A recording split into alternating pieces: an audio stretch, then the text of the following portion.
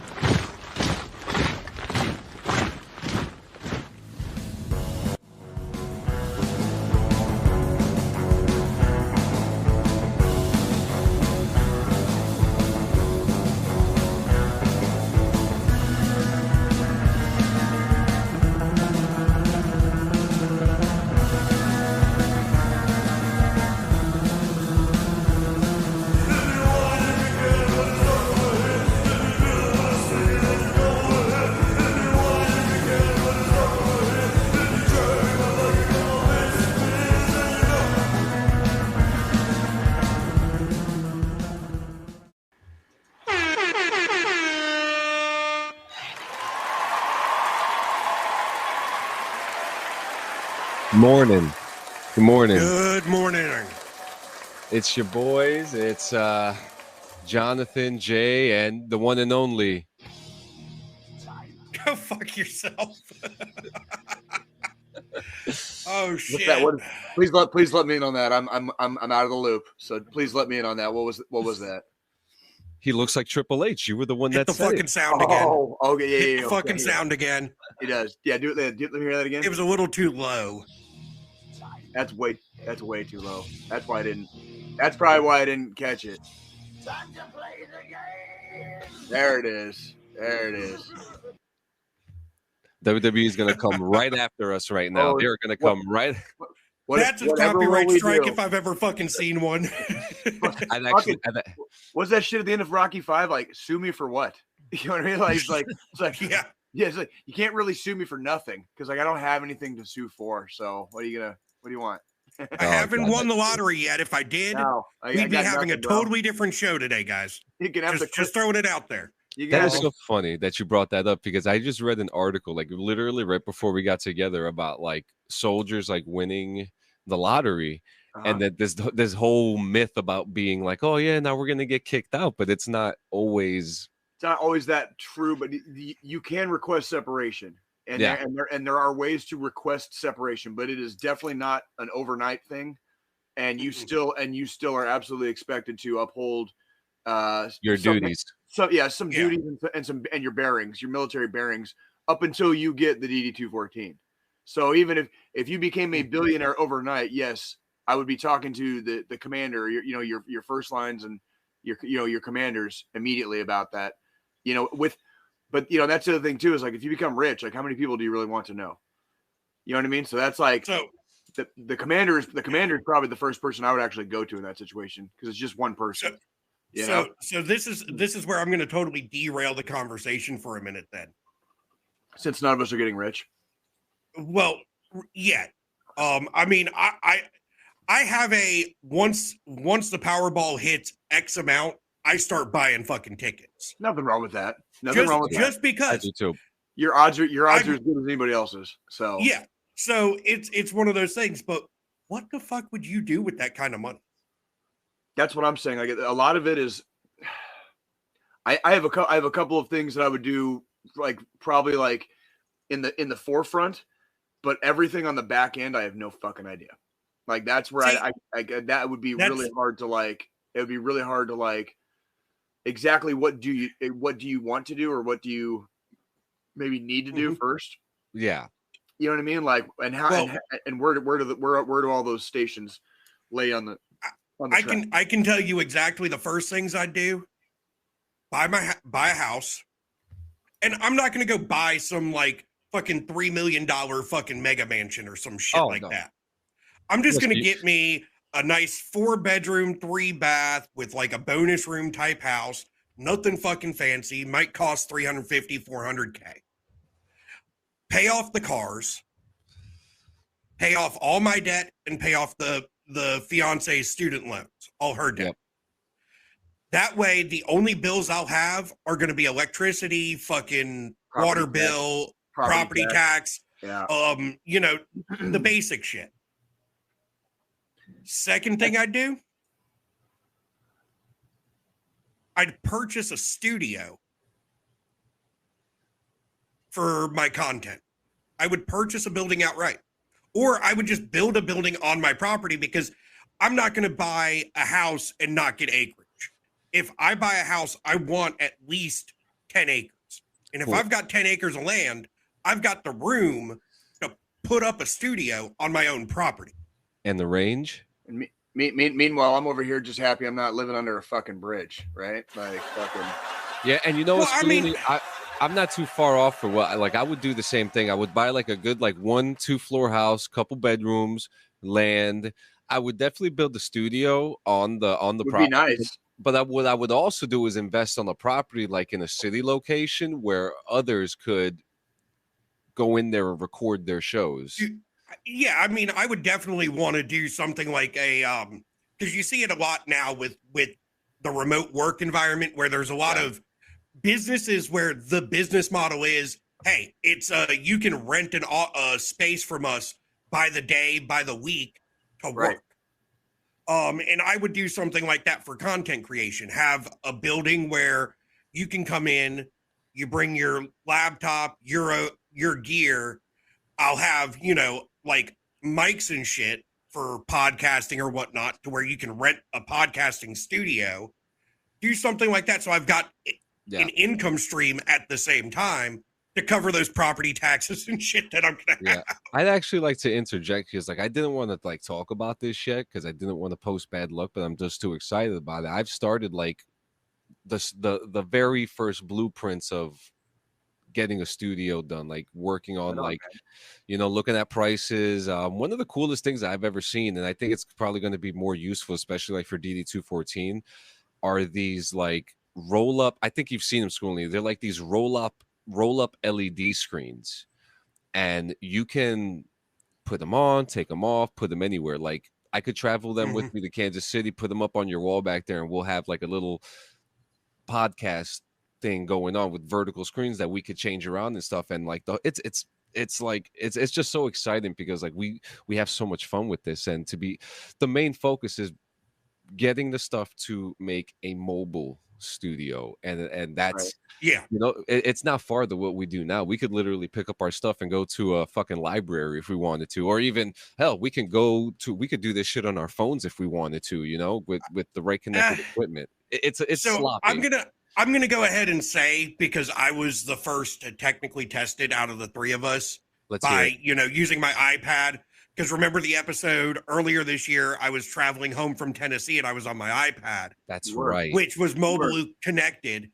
There's a couple issues with that I noticed from using a mobile platform, like an iPad or an iPhone. So like when we do our intro, when we first go live, the intro, from a mobile device, you just see a black screen. You don't hear the intro sounds. You don't see any of the actual intro graphics, none of that. Two, if you're say on the road and you join, we saw it firsthand with me. I was in and out because my connection was choppy, even though there was a long stretch where I had great signal, and then once I got into the mountains, it was in and out. Now for a proper mobile setup, I would say we are, you know, just at one location altogether type of thing.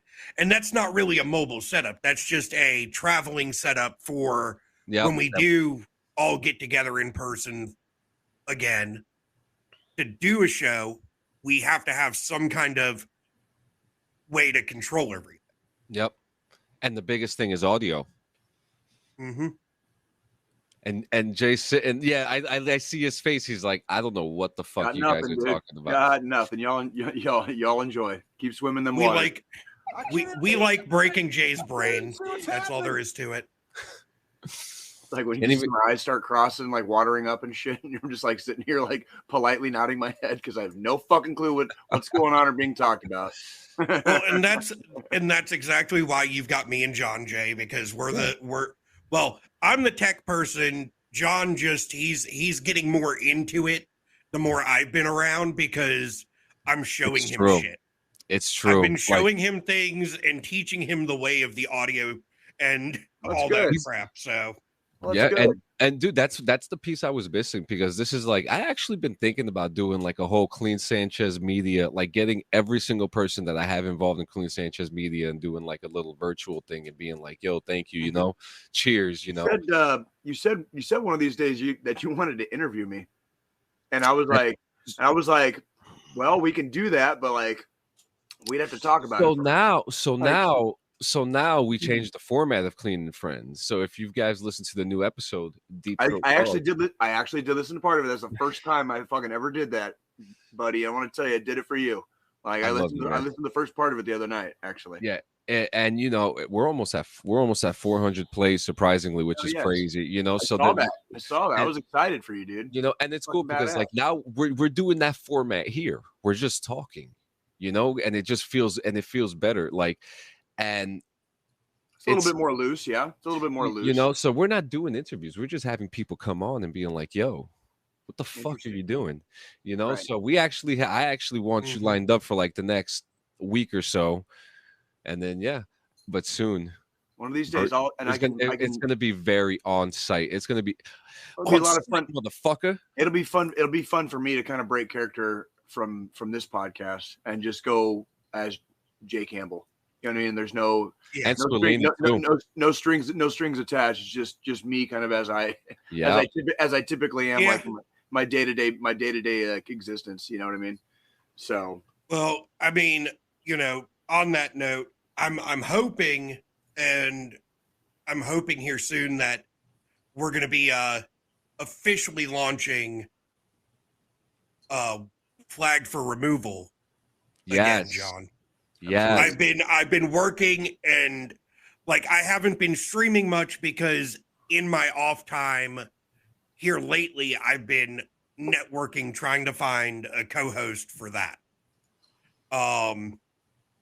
So hopefully within the next month or so, I'll have something buckled down, and we'll start. There'll be a third podcast.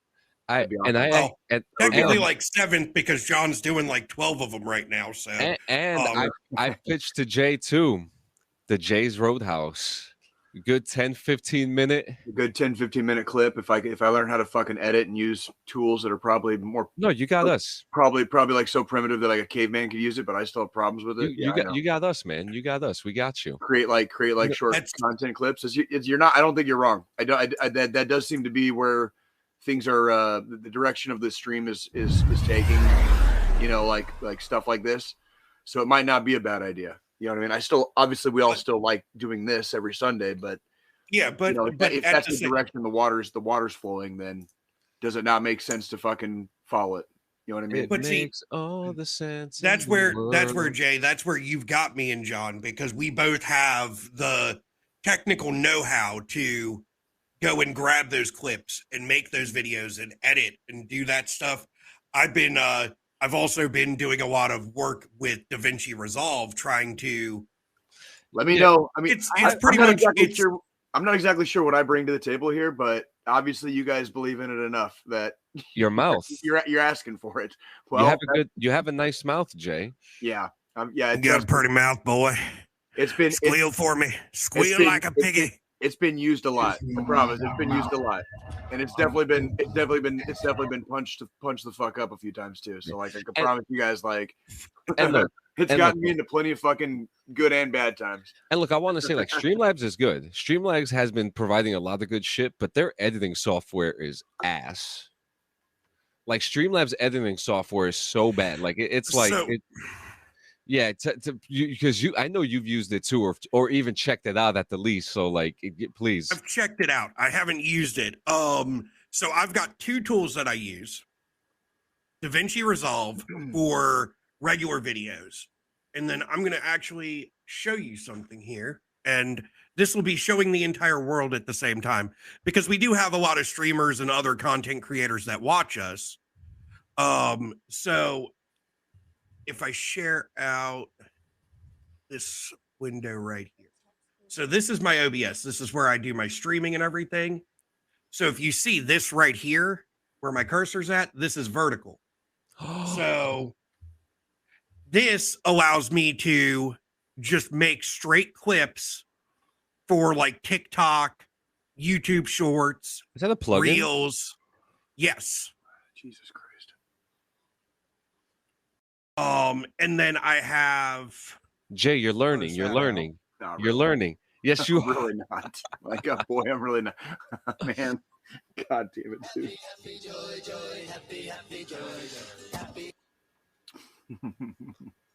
And then I have this on my.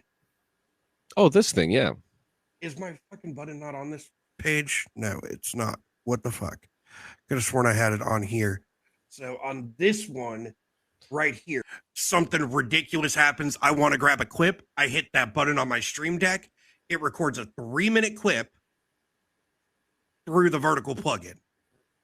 That's fucking actually very more convenient than using a cross clip or anything like that.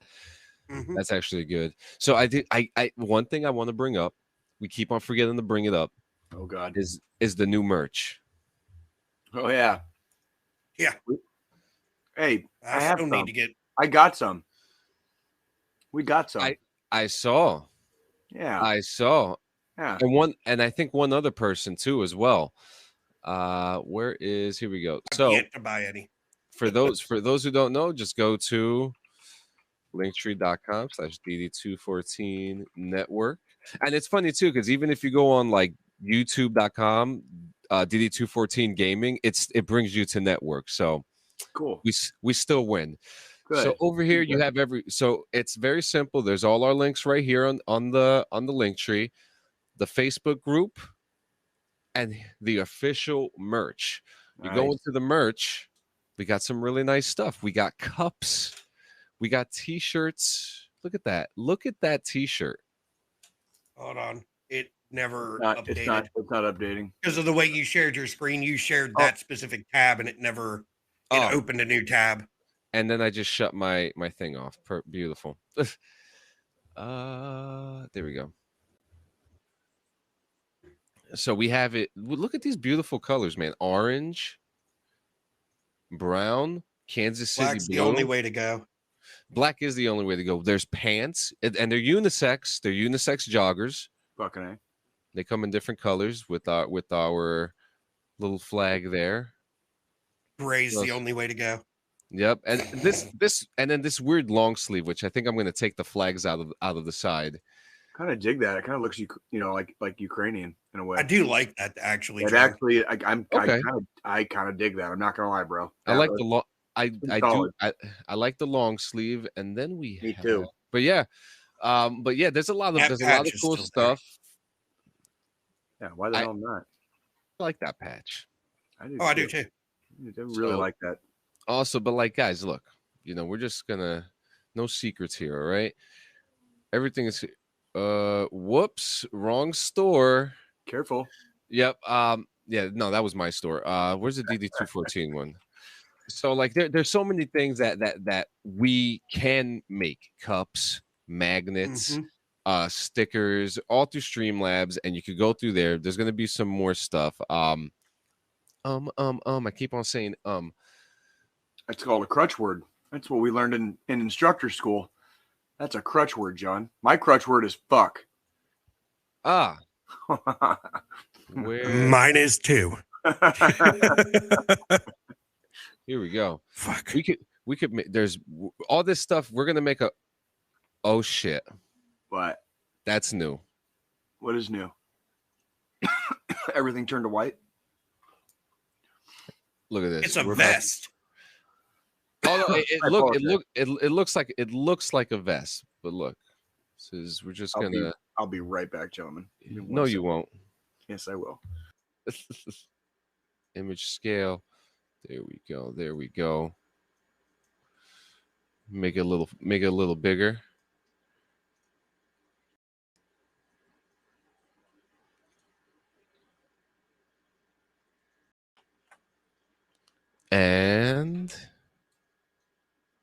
about 20 minutes for it to fucking process. I know. Internet's acting funny today too. We've been storming all week, but I mean, yeah, guys, there's merch out there now. There's some exciting stuff. There's going to be more stuff coming up. I may just finish this one up today. I love the flag. I'm actually trying to figure out how to get the flag a little bit bigger without having it depixelated. Yeah, it's super weird. But there's merch, guys. Go check out the merch. There's very cute threads for you guys to wear. And this is just taking forever, so we're just, and yeah, it's just taking forever. We'll play around with it later. Bruh. Yeah. So did you guys do anything this week? Anything fun? We had a really bad storm a couple nights ago. That was about the extent of like the excitement for the week for us. Like no shit. Like we had some Stormy here actually last night. It was actually kind of cool. So I was like, yeah, okay, ran around a little, just playing RP. I'm just playing video games. I played a lot of video games this week, man. I'm not the owner of the lumber store no more. So, we've moved on, but I do. I mean, you want to go into like our middle segment about what you got, Squilini? Say it. Oh, I was just going to say, I mean, I picked up Only Up this week. What do you think? That game gives me fucking anxiety. What is it? What's the game about? It's literally a free running game where you just are climbing until you reach the top. Yeah. So which part gives you anxiety? Whenever you miss a jump and you fall all the way down, you die. You're either falling. No, there's no death. Like you just fall back down, and you might fall a couple levels down, or you might hit the ground level again and have to start all over. Huh. I got you. I mean, it's definitely one of those games. It's a challenge. That's what I enjoy about it, because it gives me a challenge, and I've completed it. But the thing is, you're gonna always go back to play it because you want to beat your time. So, like, I completed it in 4.5 hours. It took me. There's people that have done speed runs of this game in 19 minutes. This is the 16-minute world record right here. Jay's like, what the fuck? It's a lot like Roblox. I see my daughters play a couple of similar fashion games on Roblox, where it's like this. It's a successive challenge, and it gets harder and harder, like to keep your character from falling, basically. And that's they actually added this to Fortnite, and they actually added another version called Only. What's up with the graphics, like just being dog shit nowadays? Like, it's the quality of the video. That's the quality of the video, but at the same time, it's an indie game. So indie games, you're going to get a lot of indie developers try to give you a little bit more retro style with the graphics, not make it so realistic. So, I mean, I'm all for supporting indie developers. Supporting indie developers. The game was $7. Like, I'm not going to bitch about shit graphics for $7. That is fair. That's so they save some money. They save some money making the game, so they can give you the game fucking for less than $10. I'll call that a wash right there. Like, I'm not gonna bitch about the fucking visual elements that much if the game barely costs more than a fucking hamburger at goddamn McDonald's. You know what I mean? So I'm cool with that. I picked that up, and then I picked up both of the South Park games, The Stick of Truth and Fractured Butthole, through the Steam Summer Sale. I think I paid like $22. Cool. I paid like $22.99 for 3 fucking video games. Yeah, I'm not bitching about it. I actually picked up. I picked up Alien Proving Ground. which actually was a lot funner than I thought it would be. And then I also picked up the Oregon Trail, which I'm having so Which much one? fun with. Which version? It's the newer version. It's the exact same game, side scroller. It just has But it's like got updated graphics. Yeah, like it has updated graphics, and it has like the California Trail where you could do the Gold Rush. Yeah, it's actually really fun. You could actually, if you have an Apple, you could play it for free through the Apple Arcade. But they just put it on Steam for like $15. They also have it on Switch. They do. Okay. I actually started playing one of the Assassin's Creed games for the first time in my entire life. What do you think about it while we're in this conversation? Was it Odyssey, Joe? It's the Greek one, the one where you're a fucking like Spartan that like went off away from Sparta. It's called Odyssey, right? I think it's called Odyssey. Anywho, it's the Greek one. It's not bad. I'll tell you what. I definitely like the storyline. Like the story has kind of like captured me.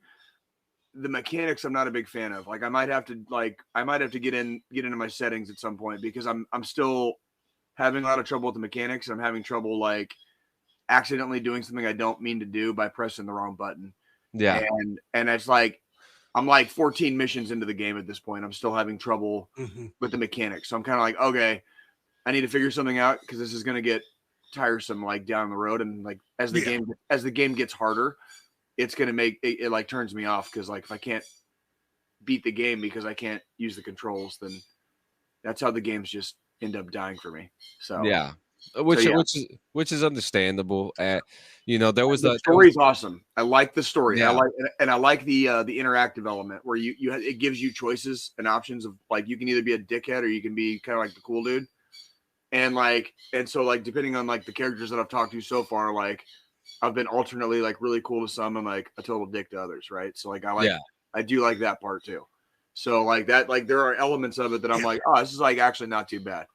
Like I wish there was more assassination stuff though. Like I want more like the older games. That's what I thought they were. So like I was going into this expecting like to play like Tenchu. I can sneak up on everybody. You know what I mean? You're a guy that really enjoys history, right? So I think you should go back and play Assassin's Creed 3. But I don't think that one's on Game Pass. I think that's the issue. Well, and I like this one. Even some of the terrain layouts. I love seeing like the giant Greek statues. You know what I mean? I like seeing like ancient Greece while ancient Greece is happening. You know what I mean? So it was even ancient to them. You know what I mean? Yeah. And like you're going to places like the Temple of Zeus and like some of these like more historical places that would have existed in ruins around this time, right? So that part is kind of fun. Part is kind of fun, and the history buff in me does enjoy that. Swim. I like the when you can swim, and swimming is I did like the swimming part of the game. That impressed me because now that gives me a whole fucking ocean to explore. Like there's got to be some little Easter eggs and treats in the Aegean Sea. You know what I mean? Like I definitely suggest Assassin's Creed 3 because that takes place during the American Revolution. 3, and then after Odyssey, I will definitely say Assassin's Creed Valhalla. Yep. Okay.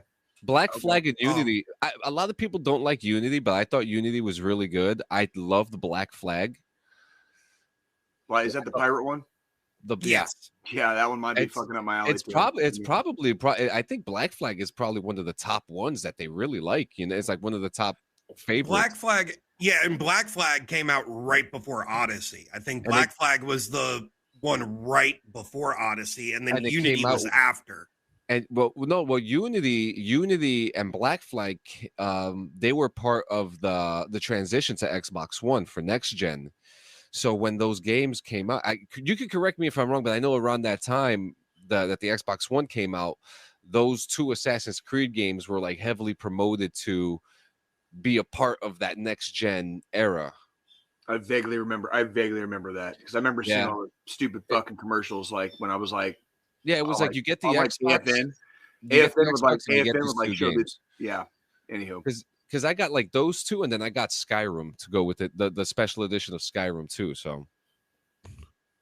Oh yeah, but yeah, Jay's actually branching out, playing video games. He's actually that? liking something. Finally, and fucking then, tried something new. Then I suggested Death Stranding to you, which I thought, And it's interesting that you said that, because I was literally reading it was a journalist piece. It was like an opinion piece, and it was about Hideo Kojima last night. And it was the whole piece was written about Death Stranding, and he's like doing other things, but like PT is going to be the Silent Hill game that we could have had, and we never will because of corporate fucking greed. You know what I mean? And that was like how many fucking years ago? And I think that's one of the reasons that's really one of the reasons where like I started seeing the gaming industry like start falling off a cliff. And I don't know about you guys. Yeah. You guys are still what I would consider gamers. I wouldn't even term myself a gamer anymore. Because of like and like that's one of those things where like when PT happened and that whole debacle, like the fucking thing won Game of the Year and it was a demo. It was a demo and it won Game of the Year and we still never got the game. Like that, I will never forget that. I will never forgive the gaming industry for doing that to us as the gamers. You know what I mean? Like that's like, what were you going to say, John? I apologize. I definitely have a request. I think for the next DD214 gaming episode, we should just do a all Hideo thing. Break down his games when he left Konami. Fucking Metal Gear. Like they're gonna re-release Metal Gear Solid. Guess what, guys? It's being re-released without Kojima. Okay, just so we're gonna, like, you know what, you guys, DD214 gaming. Yeah, you're gonna if you're gonna give your money to an updated fucking Metal Gear Solid series, dude. Like, guess what? It's coming without his name attached to it, so he gets nothing. He gets nothing from it. By the way, I do want to talk about something before we get to our military stuff. Sure. The strike. Oh, the writer's strike and now the Screen Actors Guild strike. It's on now. I want to say in that I think it was really smart for Ryan Reynolds to release that image of Wolverine in the blue and yellow suit right before the strike started, just so people would know that it's coming. Like, yeah. So that's cool. That's really cool. I'm super. Oh, I think he just had a disc. I'm here. What the fuck just happened? Oh, that's weird.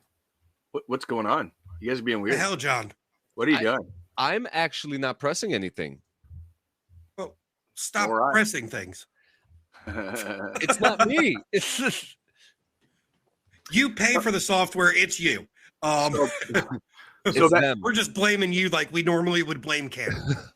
I literally just need I'm just gonna point my finger and shout. That's like like so like with this whole thing, it's getting intense. A lot of stuff has stopped. Oh, it's even if everybody went back to work today, we are already looking at like months of backed up fucking production. Yeah, and the longer that this stretches out, 2024 ain't looking fucking good for fucking movies and TV shows, boys and girls. No, not at all. Not. It's going to be a dry desert next year. So with that being said, everybody that watches our podcast, make sure to tune in weekly for DD214 Network Podcast, because this is going to be your only source of entertainment for the next year and a half. Boy, are you guys fucked. You guys are fucked. Really think about it. Podcasting, there's no writing involved. There's no we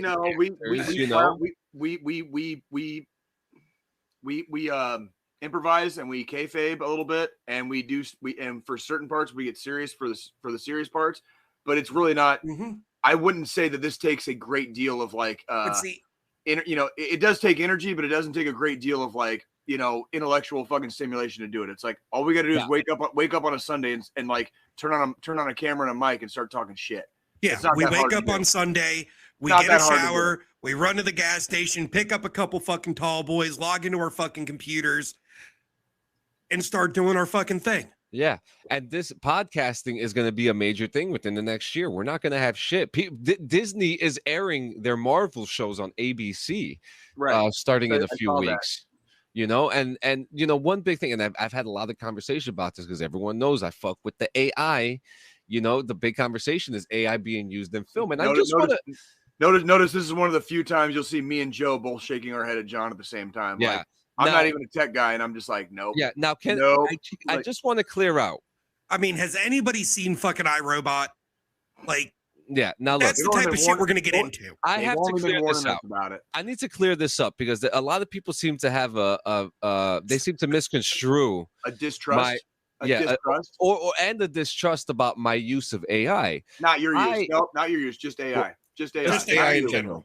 I trust you. I trust you, John Sanchez. Now look. I'm not over here building a robot for world domination. I'm not doing anything that's going to take away jobs or anything like that.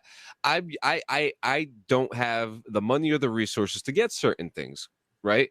So I do use AI. But what I will not do is replace people and scan their faces without their permission so that they're out of a fucking job. I mean, the guy who wrote the first episode of She-Hulk, his residual was $396. $396. You have Sean Gunn, who was on shows like Gilmore Girls and who's part of the MCU, who's picketing at Netflix because all these shows are making money and they're not paying the residuals to these actors. And and dare I say, no one told any of these actors to buy $6 million mansions. Okay, that's one thing, but that's neither here nor there, though. That is neither here nor there. They should exactly. Preparation is essential. If your likeness and your images are still being used, if they're still generating whatever, that is exactly what it's for. That's like exactly what it is for. It's because it's like when the Brady Bunch went on fucking repeat, on TV. You know what I'm saying? Like for 30 years, those actors got paid for 30 years because they were playing Brady Bunch reruns for 30 fucking years. Same thing with the fucking Simpsons, Family Guy.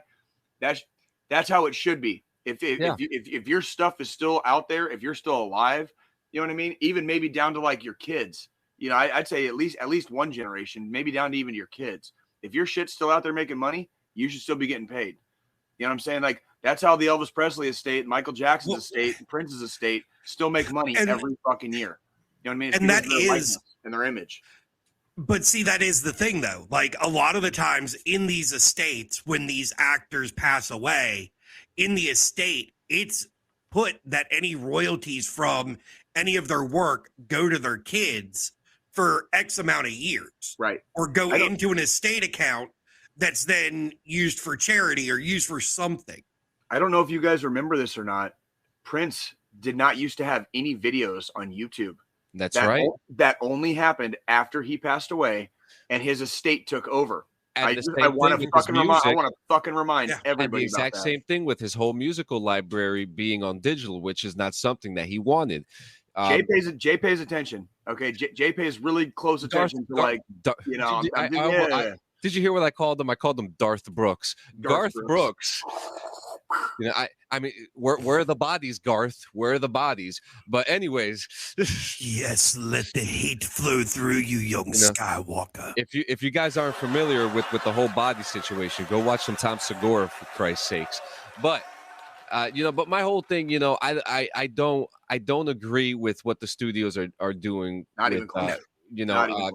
So I want to clear that up. I think there is a very large displacement when you're, I mean, Fran Drescher, who I didn't even know was the president of the Actors Guild. Oh yeah. To see someone speak so.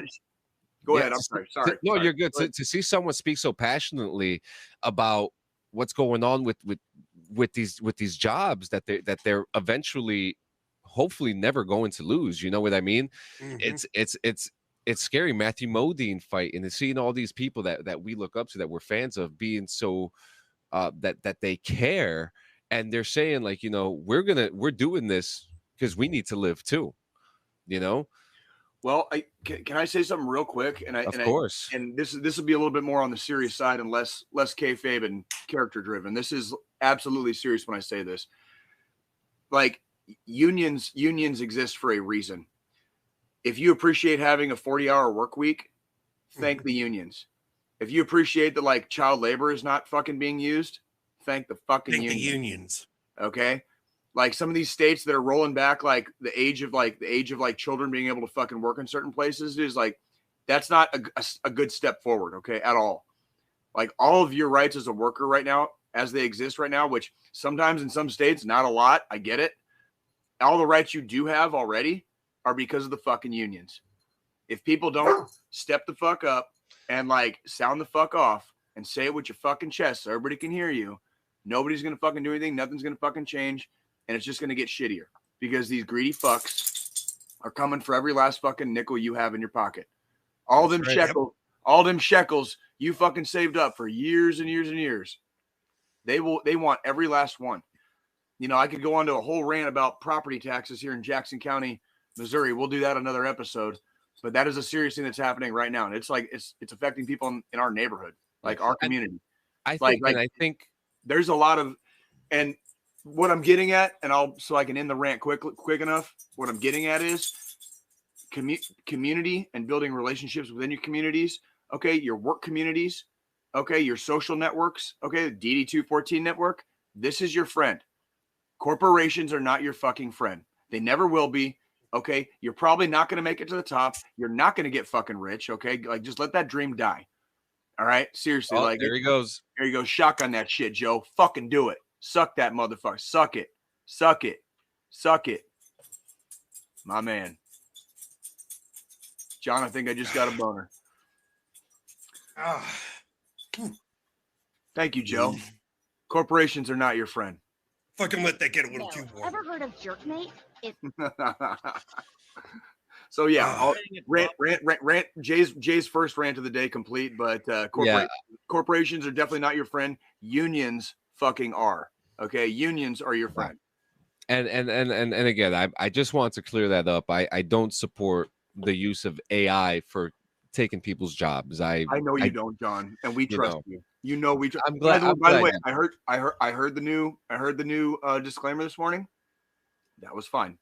Okay, I meant to comment. I meant to comment. Okay, that's not AI. That's actually me using the voice mod. I just had to do something quick. It sounded okay to me. And it wasn't even AI. How about that? And it wasn't even AI. Cody, it's okay, Bubby. It's okay. Oh, is our guest star complaining? Always.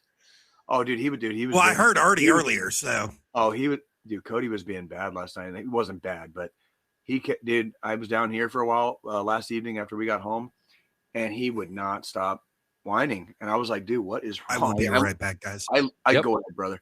I let him out like 3 times, dude. Like he was like just restless. And I was like, it's been storming out here lately. So like they probably haven't gotten out as much as they want. So yeah, he's probably bored as shit. Not his fault. He's a dog. Yeah. So man, we're gonna lose out. Looks like we're not watching Yellowstone in November. Or Deadpool 3 next year. Or God Deadpool. Fucking damn it. At least For All Mankind, they finished. So that's still coming out. Okay. So I'm like, okay. I am excited. I did get tickets. Okay. And like, are you done? I love you very much, but are you done? Okay. Thank you. I did purchase tickets for me and Nikki. We're going to go. Did I mention this last week? We're going to go see Barbie. No, you didn't mention this. In the afternoon. We're going to go see Barbie in the afternoon. We're going to go have dinner after Barbie. And then we're going to go see Oppenheimer the same night. My man. We got. Are you going IMAX? Oppenheimer will be an IMAX. Barbie is going to be on kind of like a regular digital screen. For Barbie, I don't. Oppenheimer. You have to. Your boy did the IMAX. Yeah. They have this. IMAX. So they have this thing in New York. It's called the Screen X. And they're going to be showing. So I know that Fast and Furious was there. They did Avatar: Way of the Water there. So it's a large IMAX screen. Okay. ×3. So there's one on the left side and there's one on the right side, and they all connect. Yeah, but how the fuck do you watch that? How far back do you have to sit? I think the way that they have to see, I'll show it to you right now. You want to see it? Yeah, please do. Because like regular movie theater screens are fucking big enough, and then IMAX screens are even bigger than that. And you're talking about 3 times that size. Like how fucking far back do you have to sit? Look at that. What the fuck? So what does it look like when you're sitting there? I'm really curious about this. The fuck is this shit? Holy fuck! Interesting.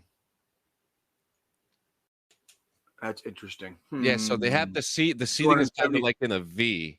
270 degrees of peripheral. That's basically like the extent of your vision, by the way, ladies and gentlemen. If you're looking straight ahead, that is the extent of your peripheral. If you're looking straight ahead. Yeah. So that seems really fucking immersive though. Like it's scary. I just want to see fucking Wolverine and Deadpool tear each other apart in that, just because like. You've got fucking Wolverine rips Deadpool's arm off in front of you. Deadpool's arm goes flying to the fucking left. I think it's so cool. And I mean, I like now make it 3D. Now you got like Oppenheimer. Oppenheimer is a 70 millimeter with 11. I'm looking up like zero. I'm looking up like zero for both movies. Like I want to go in. I'm going into both these movies as blind as humanly possible. I know Oppenheimer is probably going to be good. It's Christopher Nolan. Especially after I know John, it's been a while, but like 2 years ago, 2+ years ago, like Tenet was so fucking disappointing. Tenet was fucking. I thought it was good. I loved it. I've never been disappointed in the Christopher Nolan movie. You can go if you guys want to go all the way back in the archives and look it up. Like you can see how disappointed I was in. Like I've never been disappointed by Nolan. I was very disappointed by that one. Like, it was just. It didn't work. I mean, I went into Tenet not really sure how I was going to like it, even though it was a Nolan flick, just because Robert Pattinson. I'm not a big Robert Pattinson fan. I think he's very stale as an actor. He doesn't have emotion, doesn't really give himself to the characters he plays. And I disagree, but I see where you're coming from with that. I disagree, but I see where you're coming from.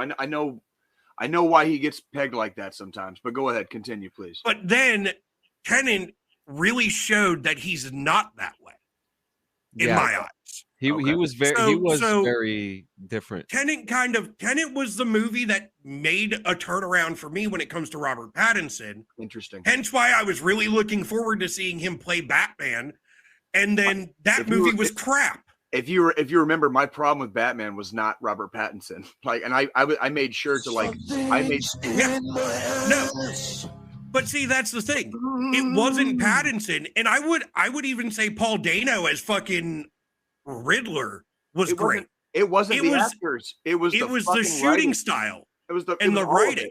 The first 30 minutes. I said it last year. The first 30 minutes of that movie, I was ready for like the greatest superhero movie like that had ever been seen.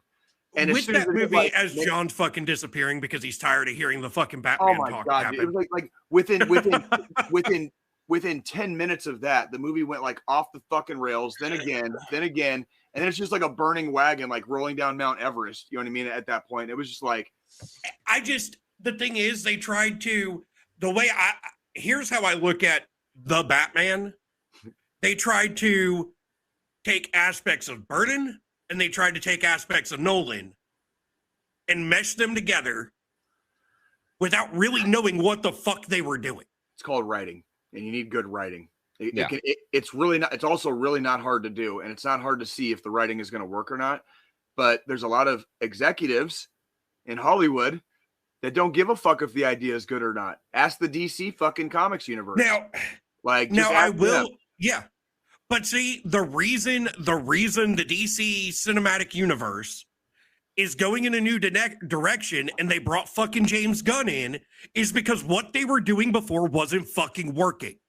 And they realized they were losing millions of fucking dollars to Disney and Marvel because they kept fucking up with the old regime that was at DC Studios. So now they brought James Gunn in, who, in my opinion, by far has made the best Marvel movies and DC movies between Guardians and fucking Suicide Squad. Gunn knows what the fuck he's doing to make a good superhero movie. And it's funny that you say that because even Bob Iger said a couple days ago that they're pushing back on Star Wars and Marvel because it's not making them money. Anyways, you know what's one thing you can't write? That the veterans veterans quit training for the DeSantis State Guard. Okay, fucking cocksucker. Oh yeah. Okay, so this is actually very interesting. So wasn't it something like he told them they had to shave their fucking beards off and they all said fuck you? Yeah, so pretty Even much more like than that, over like, 30 what days in they're June. training to do. So out of 30 days in June, teenagers out of high school and retired military veterans came to Camp Blanding, the National Guard base near Jacksonville. And they were told that they would volunteer for a revived state guard with a non-military mission, help Floridians in times of need or disaster. But instead, when they got there, they were trained for combat. Khakis and polos were replaced by camouflage uniforms. Volunteers assured they would keep their facial hair, were ordered to shave, and they were drilled on how to rappel with ropes, navigate through the woods, and respond to incidents under military command. When DeSantis have a fucking National Guard for that. Fuck you need that. Fuck you need that for Florida. So when DeSantis announced in 21 he wanted to revive the long dormant state guard, he vowed it would help Floridians during emergencies. But in the year since its launch, key personnel and the defined mission remained elusive. Oh. So the state is looking for the program's third leader in 8 months. According to records reviewed by the Herald and interviews with program volunteers, a number of recruits quit after the first training class last month because they feared it was becoming too militaristic. Big surprise. Fucking fascist wants to fucking revive the brown shirts, huh? Yep, and they what color were the shirts that they showed up in? They're brown. I'll save you a click. They're fucking brown. Yeah. All right. Like the dude's a fucking fascist. His fucking presidential fucking campaign is tanking. All right. Like fuck him. Fuck their state guard. Okay. Like they don't need one. We already have the fucking National Guard for that. Like and so Jesus Christ. So their response was, we are aware that some trainers were removed or dissatisfied. This is to be expected with any course that demands rigor and discipline. But there was also... How come only the veterans were quitting? Yep. So there was actually a 20-year Navy veteran quit. He said, the program got hijacked and turned into something that we're trying to stay away from. A militia. Boom. Fucking boom. Brian Newhouse, a retired 20-year Navy veteran who was chosen to lead the state guard in 3 divisions, he quit. Yep. Gee, I wonder why. Because he recognizes fascism when he sees it, and he's like, I don't want to hitch my fucking horse to this wagon. Like, fascism is not a cool wagon to hitch your horse to, kids. Just fucking letting you know. Like, so that. It also says here that on the first day of training, Newhouse said he was escorted off the base after lodging several complaints of the program, including that the National Guard schedule required training on Sundays instead of allowing members to use those days for religious services and personal time, as was the original plan, as per documents state. He said he previously complained that the National Guard didn't have medics during available training. And he goes on to say that I don't even think the governor knows what's going on. I don't think this is even a fly on his radar right now, as he's not even a veteran. I think he would be appalled that a disabled veteran, would be abused by other military members. Gee, anybody surprised? Because I'm fucking not. Negative-a-roni. Not fucking surprised. Not fucking surprised. Hey, Florida, get your shit together. Like, I live in Missouri, all right? And we need to get our shit together in this fucking state. Florida, get your fucking shit together. All your shit. Put it all together. We're watching you, Florida. Put it in a fucking box. Put it in a box. Yeah. All your shit. Get it together, Florida. Get it fucking together, dude. Next, Space Force. Get it fucking together. This is going to be a little lighthearted. Space Force Guardian makes history as the first top basic training graduate. For the first time in history of basic military training at Joint Base San Antonio, Lackland, Texas, a Space Force trained Guardian has been named as the top graduate. In a press release Tuesday, the service announced that Space Force Specialist 3, Dakota Desrosiers, a 26-year-old all-source intelligence analyst who was the first to be named as Space Force's top performer for his class and also was the top graduate for all of the trainees at boot camp, including members of the Air Force. Typically, 10% of each class will finish with honors based on their performance, but only one individual earns the honor of being named the top graduate. The Space Force said in the press release, Desrosiers, I'm sorry if I'm botching his last name, exemplary performance led to him being named the top graduate among all impressive cohort of 444 Guardians and Airmen. Good for him.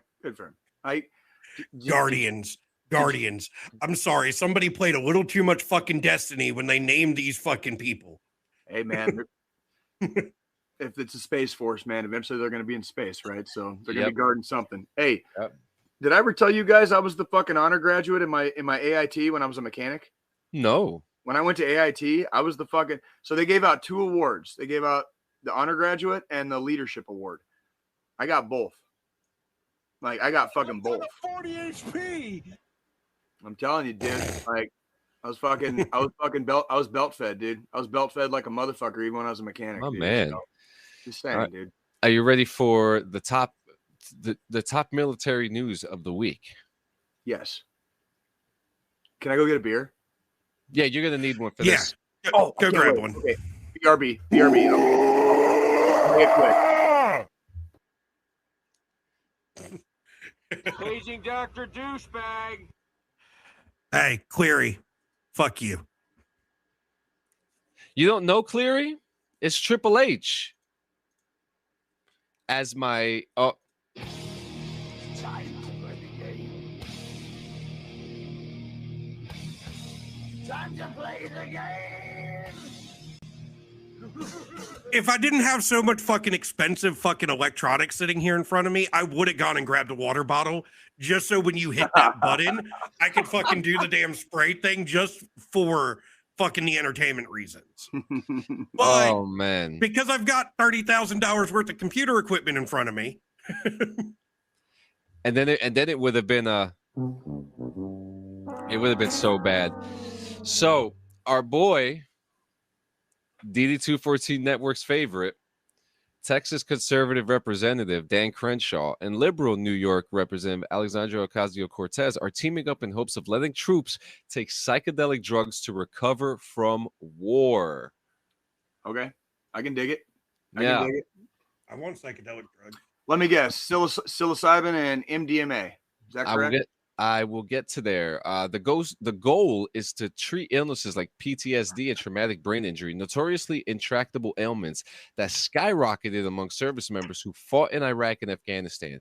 PTSD is double what it was for Vietnam-era vets, according to the Department of Veterans Affairs, and the Centers of Disease Control and Prevention say that more than 450,000 U.S. warfighters suffered TBI from 2000 to 2021.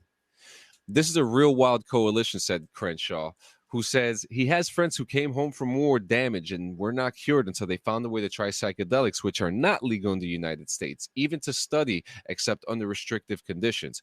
I was turned on to this issue because I had so many friends who were going down to a specific clinic and doing Ibogaine. One treatment of Ibogaine would cure them.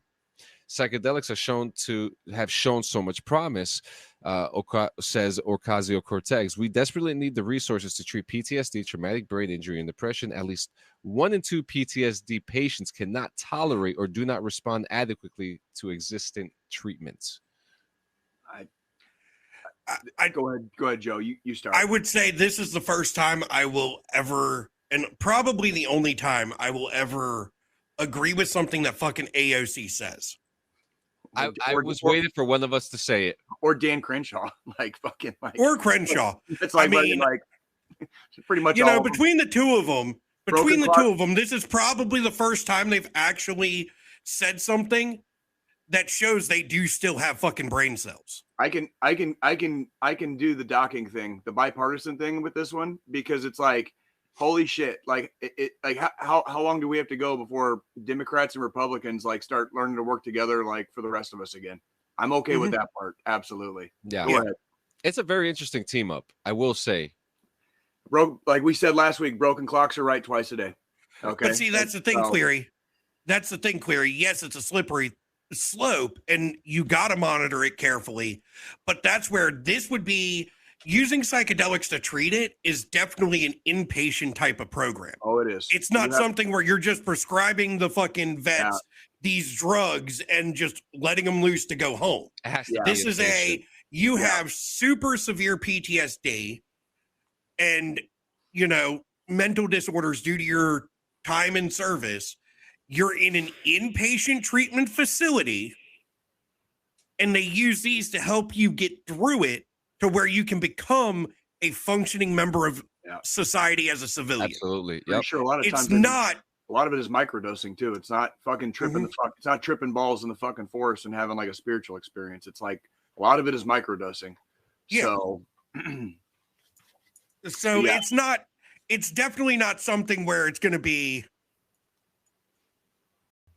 Where that's actually here in a little bit. Digitalized death.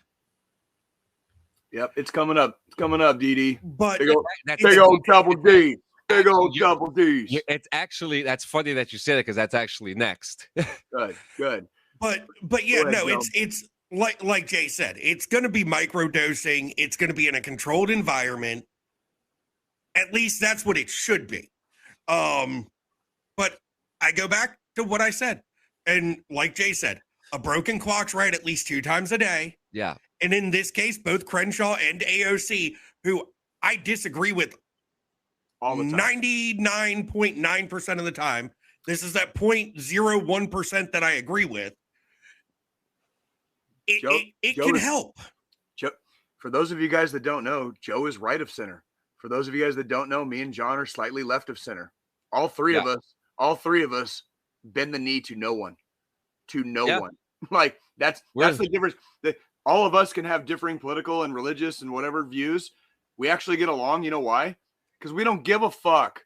That's my fucking brothers right there. I don't give a shit. We don't give a fuck. And then at the same Goddamn. time, when we talk about shit like this, It doesn't have to be. we with fear have and a loathing. fucking adult conversation about it. We God, don't how get hard is that? butthurt. We don't fucking sit here and get mad at each other. We talk through this situation. We talk through the politicalness. We deal with it as fucking adults, people. At the end of the day, we know we're fucked. And let me tell you what these two fucking deal with, because they deal with me all the fucking time, especially over fucking text, where you can't really tell people's tone of voice or like inflection of sarcasm. They deal with my Me and fucking John had it happen all 2 the weeks time. ago. Yeah, well, we were just talking this weekend, and it's always funny because when you're talking, you always have to use a word like brother or man, or to kind of like ease, like hey, like we're not arguing here, we're talking, Right. You know? It's like, Well- you guys deal with my fucking post-traumatic stress. You Well, deal with that's the you thing. deal with me having I have episodes sometimes, and on the days I have episodes, those are probably not the best days I should be fucking texting a lot of people. You know what I mean? Like whether I'm right or wrong, it just shit comes out wrong sometimes. And like when we talk about like Well, yeah. getting treatment and doing therapy and stuff like which we talk about on the show all the time, why would we not want more research on how to relieve some of these symptoms that do create schisms in the relationships with the people that we love? Like On top of that, and go ahead. to add on top of that, this leads to institutionalism, homelessness. Yep. Because these are things when you're not getting help, you go only down. You know what I mean? Yeah, shit gets fucking rough out there, and when you're having a fucking moment, it's not always the fucking time for you to be whatever with everybody else, because it ain't everybody else's fucking fault. You know what I mean? And that's not. But It ain't Joe's fault. It ain't fucking John's. It ain't necessarily even my fault, because I don't control it sometimes. It just fucking happens, and then I'm just stuck there dealing with it. Well, And it's like that's how it fucking actually happens, and people don't talk about that part at all. and that's kind of the thing. Like, me and John both had similar situations happen to us. We both were vagabonds, homeless, in the living on the streets for a while, Yeah. at fucking rock bottom. And the one thing I tell myself every day is when you hit rock bottom, there's nowhere to go but fucking up. Yeah. And look at John, look at me now. Both Right. of us. I mean, both of us have fucking roofs over our heads again. We're doing what we love to do.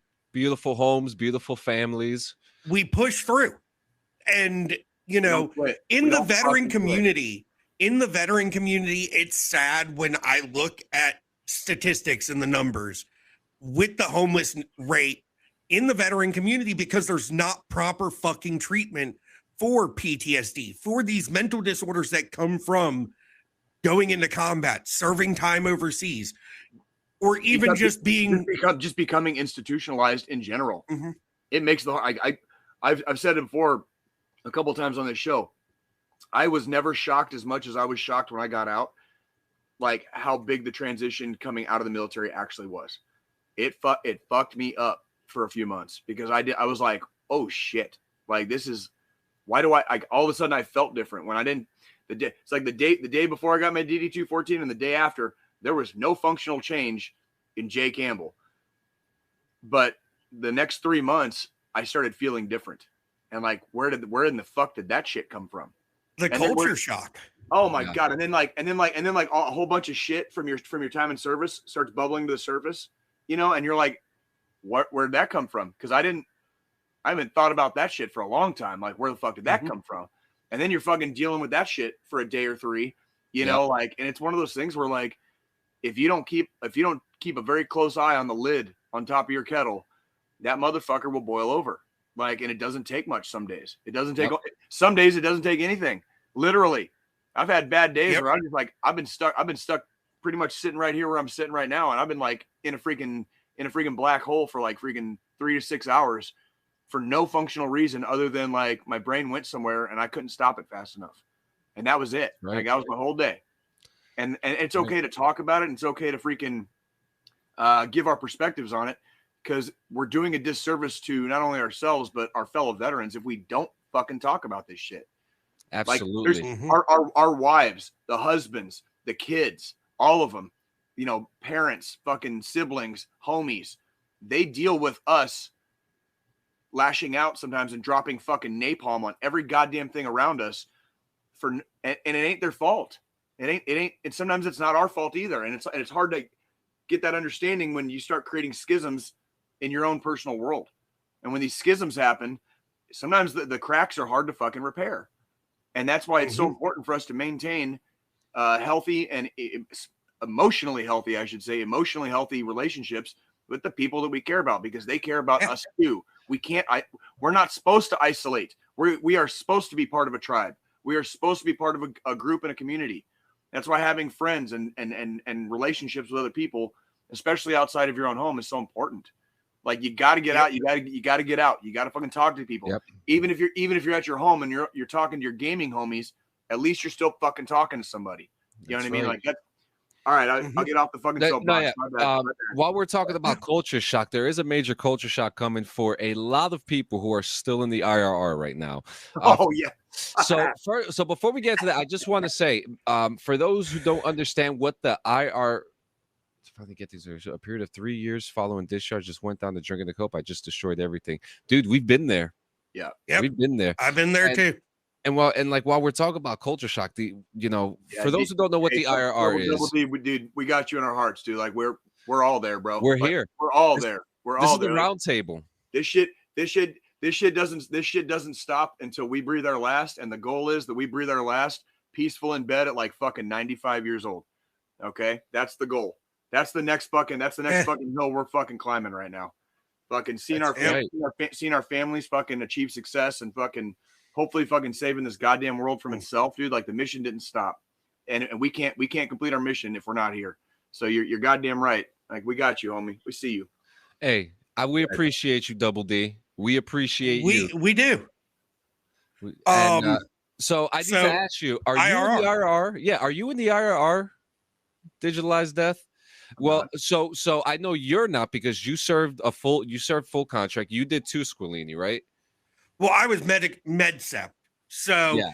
And here's the thing. So if I did serve my full contract, I was 6 years active, and then it was going to be 2 years IRR after that.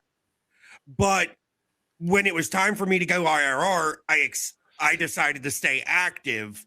And even if I had gone IRR, my 2 years IRR would have been up in 2015, 2016. So this wouldn't have affected me at this point. So I did 4 years. So I was in the IRR for 4 years after that. My IRR just finished 16. 20? So 20. So 2020, actually April 20th, 420, my favorite holiday. My favorite holiday. I actually ended my IRR. Now, during that time, a couple days before my IRR ended, we were like 30 seconds to midnight. COVID was happening. People were worried about World War III. But now the news has come out. I'm not going to read the whole thing, but I'm going to put it up here for you guys to read if you want to read it. President, the good old article. Yep, President Joe Biden has called the IRR to action. Yeah, about 3,000. I think he's calling up about 3,000. He's calling 3,000 right now. And they're with from very the chance. they're from very, very specific MOSs too. Very specific MOSs. So it's not like a full call up. This is more like bridge the gap. So it's 3,000. It's 3,000 altogether, but only 450 of them being IRR. So even then, like the number is so low. The number is so super low. Like this is kind of much ado about nothing in a way, but in a different way. Anytime the IRR gets activated, it is kind of a big deal. So like it's kind of a two-way street on that one. Now, I mean, we've all dealt with. At least I know me and Jay did, being in combat MOSs, we dealt with stop loss where, you might be coming up on your fucking ETS date to get out, and then they stop loss your ass and you're stuck for another year. Yeah. And that's like some of those boys in the early days of Afghanistan and especially Iraq, man. Like I've heard some fucking real fucking like legitimate horror stories where it was just yeah. So my second tour, I was stop lost. We were getting ready to rotate out, and my entire unit got stop lost for an additional 3 months to stay over. Because the unit that was coming in to replace us had some staffing issues because it was going to be a reserve unit replacing my active unit. And I think what it was like 3/4 of the reserve unit couldn't pass a fucking PT test to be deployable. So they weren't going to have enough bodies to replace us. That's, but if you're questioning if this is you may want to talk to your local recruiter or whoever your representative or agent is in your IRR. Check your most local base where you live at. Give them a call. I'm gonna have to go with what our drill sergeants told us in basic training. The fastest way out is through, or you could just do 8 years. You could just do 8 years and call it done at the end. Dude. Like, so. Now is it now here's another question. Is this a bad thing? I don't think so. I really don't. Are we gonna have disgruntled veterans coming in Already a little pissed off, that are like, I can't believe I'm fucking being called in, but I still see dudes on Reddit that got out and they've got like a break in service and they're going back in. And it's not often, it's not all the time. Yeah. A lot of guys still remember the suck and are happy to be out, whatever. But like, I still catch threads here and there where I see people are like, I've been out for like 5 or 6 years. I'm going back in. You know what I mean? And it's like, yeah. Best of luck, dude. I had fucking more power to you. Brandon Cleary with the fucking information. I had a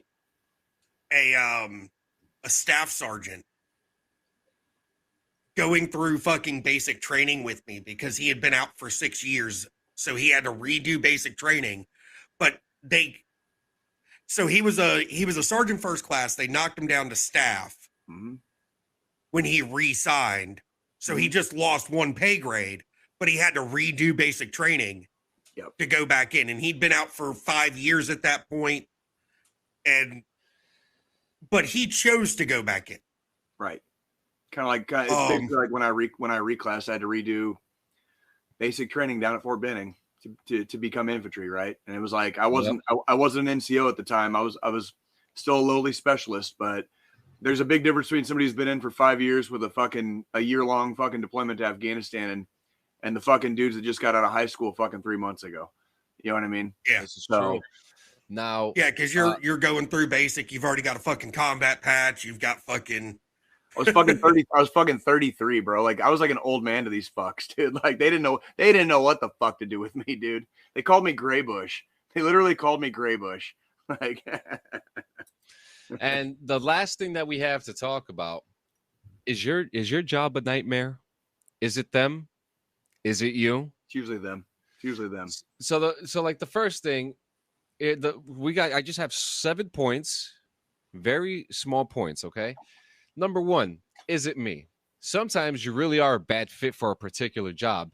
Maybe you're an extrovert hired for a job that was supposed to be hybrid, but was turned into 100% work from home, and the silence is driving you crazy.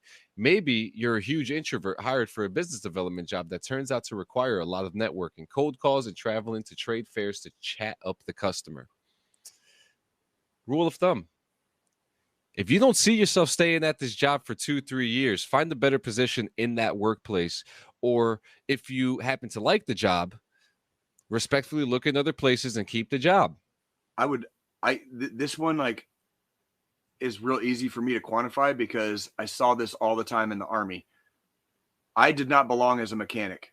I stuck out like a fucking sore thumb. I was way too fucking motivated, way too fucking dedicated. Didn't want to be doing the MOS I was doing really at all. And like just didn't belong there at all. That's not to say we don't have dedicated, motivated mechanics out there in the Army. Okay. That's not what I'm saying. I was just not, it was different. Okay. Yeah. When I went over to be a mechanic. When I went over to the infantry, I saw a lot of young cats, and this is no disrespect to them, okay, at all. But I saw a lot of young cats that did not fucking belong in the infantry. Like they probably got stars in their eyes, fucking seeing the blue cord and the crossed rifles and whatever the fuck else that the recruiters turned them on to. But it was like when you're out there in the field and the suck and the mud and the blood, like not everybody fucking is fit for the fight. And that is not a statement against any individuals. That's just I saw it. I saw people that would have made much better freaking cooks, medics, mechanics, signal, fucking intel, whatever. Take your time when you're picking your job in the fucking armed forces, folks. Okay, make sure the job is a good fit for you. John, go ahead. The next one is it military memory? Civilian culture shock is tough on new veterans, and the civilian environment is so different from the military that it's easy to secretly think you have made a horrible mistake. This is usually marked by thoughts such as, I never should have left the military, or another move was not that bad. The kids would have enjoyed moving 3 times during high school, or I want to go home for lunch and never come back.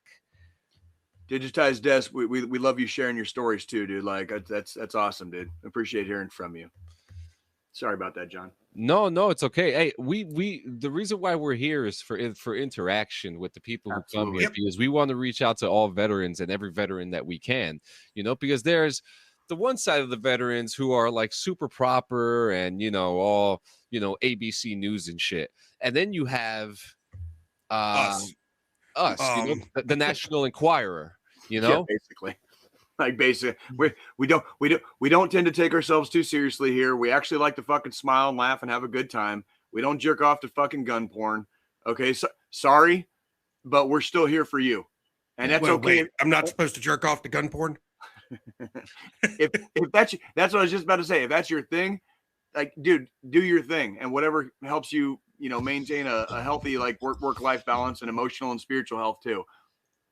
That's not typically us here, because we like to fucking joke and laugh and tell fucking sophomore college humor fucking jokes. Okay. And we're in our fucking middle age, and we're all having a crisis. So fuck it. Like this is going to be our midlife crisis fucking podcast. Okay. So yeah, hope somebody out there enjoys it. So thank you, Double D. Yeah, but the rule of thumb for military memory is know that this is a fairly typical experience. It's all of us. Okay. There are even times I was working at Target and I was like, fuck, it would have been much easier to wake up at 6 o'clock in the morning and work out. And, but some of the jobs are soul sucking, dude. There's some soul sucking jobs out there. Yeah. But the rule of thumb is that it takes at least 1 month of a civilian life for every year you spent in the military before you feel 100% like yourself again. So take a deep breath and keep on moving forward. I want to know who came up with that fucking number, because that number is extremely fucking wrong. So I've been out since fucking 2013, and I'm still making up for the fucking years I was in the military. The article that was written is by J.C. Eckert from military.com. So you could go after them. The next one, is it You're reading the article, so I'm going after you, John. That's fine. Sometimes you find that you've been catfished at the job. They pulled a bait and switch, and the job you thought you would be doing somehow turned into telemarketing. Or is it an unidentified catfish because your new company lost its contract, so it found something else for you to do? This happens a lot. That's a red that's a red flag. I'm also going to say that's typically a problem in the coasts and the major urban areas, like in the middle. That's not going to be a typical job complaint out in your rural areas or smaller towns, and maybe even some smaller cities of size. Yeah. But in your I would just major, leave. yeah, you just fucking get kids. Your friendly neighborhood Jay worked a lot of fucking what we would call Joe jobs. No offense, Joe jobs. Fucking back in the day, I've done a lot of Joe jobs, and Yeah. I have walked out on a couple. Not a lot, because I tried to have a little bit more, carry myself a little bit better than that. But if there were a couple jobs that I straight left, and I was not afraid to do it. I wasn't a dick about it. I just fucking left, and I never called back. There was actually a job that I left and came back to because I thought it would be a little different, but when I came back, it was much worse. So it was, YOLO. yeah, YOLO. I couldn't do it. And my rule of thumb, and it says here, the rule of thumb: if the job is abusive, dangerous, illegal, quit as soon as you can. But what they don't mention here is if the job is mentally squeezing the juice out of you, it's not worth it. Fucking walk. Like, It's not worth it. Take some advice from Pantera and Phil Ensemble and just fucking walk. Now these next two, this one, the next one, and number 5 kind of work in the same way. Is it the boss? Is it the money? Well, I bet Joe could tell us about that one. All right, number 4 and 5. Is it your boss? Is it the money? Obviously, bosses suck. That's something that you either have to adapt to, or you have to kind of be like, well, can you work through it? Can you work through having a shitty boss? Does he come around the company a lot? Do you face him a lot, or her? You know what I mean? Things like that. Same thing goes with the money. If you're a veteran and you're receiving your disability compensation, whether it be 1 from 100, you're getting, there's factors. Do you have kids? Are you married? Are you single? Do you not have kids? You may just be breaking even with that job that you get now, along with that compensation from the military that you get. And sometimes it's just not enough. So, along with the mental anguish, the shitty boss and stuff like that, is the money worth it? Is it worth it to get that? Yeah. Hey, we want to say hi to freaking Gonzo. Good to see you, buddy. Yes, and, sir. Mr. Strobridge, always a pleasure. Always a pleasure. Yep. Number 6, is there something to learn? Is there something to learn at the place you work at? Is there room for progression? Do you see yourself when you walk into that place? Ask yourself, do I see myself here in 5 years? And if I see myself here in 5 years, do I see myself doing the same fucking thing that I did when I first walked in? And if you're okay with that, that's okay. But you got to ask yourself that fucking question. You got to ask yourself the question. And like I said, that is okay, because some people are like security guards. I think security guards are the best example. This is a thing where we the term I think we use in the military is managing expectations. Like manage your expectations. Like there's nothing wrong with using a job as a stepping stone to a better job or a better paying job or whatever. Mm-hmm. Okay, but manage your fucking expectations. Okay, especially in today's job market. Yeah, manage your expectations. I had to take my fucking first drug test this week since I got out of the fucking army. Okay, like for one of the 2 security companies I work for. Guess what? They said I passed. All right. Okay. Like they said it. The only two things they should have found would have been alcohol and freaking cannabis. They said I did fine. So, okay. Happy to be on board the ship. Like, okay. Yeah. And then, the last one. Is there a career coach available? When you're going through a transition, a career coach can be helpful. Career problems often benefit from being brought out into the light, and coaching is not therapy. It's strategy, and one of the advantages of your new civilian life. These things could be costly. Maybe you have a friend that's really good with the gift of gab and knows some of these things. Talk to them. Talk to your friends, because you may have 20 friends, and I bet you money one of them knows a thing or two about a thing or two. Well, and this is why I continue to stress the importance of having some functional form of a goddamn social circle. Yep. Guys and gals, we have got to stop fucking isolating. Put yourself the fuck out there. Meet people. Mhm. Okay, do something. Find a Network. fucking hobby. Like, and it can be games. It can be the video games. Start there. But at some point, you got to get that ass out of the house and talk to people face to face, like human beings have always done for thousands and thousands and thousands of years. Okay, like there is something to that, and there is something that there's a health benefit that comes with that. Being in the job market and working at jobs is still part of that. Okay, but you got to fucking do it. Nobody's going to give you an idea about a job that would be like really cool for you that you never thought of before if you're not there for them to tell you the story. Like, you've got to be there. Roger that. Just saying, just throwing it out there. Like, Roger that. And that, that leads perfectly to today's final thought. And I love it because I love the final thought. We've been doing this since the very first episode. If you guys don't mind, I'll take it. This week, I talk about every time clouds over our heads can happen to anybody. Okay. It happens to kids too. Mm-hmm. I've said this maybe once or twice before, but it happens to kids too. Talk to your children about mental health. Talk to them if they're having angry outbursts and they're saying things that could be very detrimental to their future. You talk to them. Okay, you have to remember, kids are still learning, even your own kids, and sometimes it's not a fear of not wanting to talk to you. It's not knowing how to express it. And I think that needs to be promoted more. Agree. Okay? This, we have, I'm gonna go out there and say it. My 11-year-old son had said something that hurt me. He didn't say it directly towards me. He said it about himself, and it hurt me. But as a father, stings your heart. Your heart. And when I, growing up, and you hear yourself say things, you have yourself in bed, and you're just like, oh, I just wish I would, get this done already. You don't realize the people around you who are listening to that and how much that hurts them.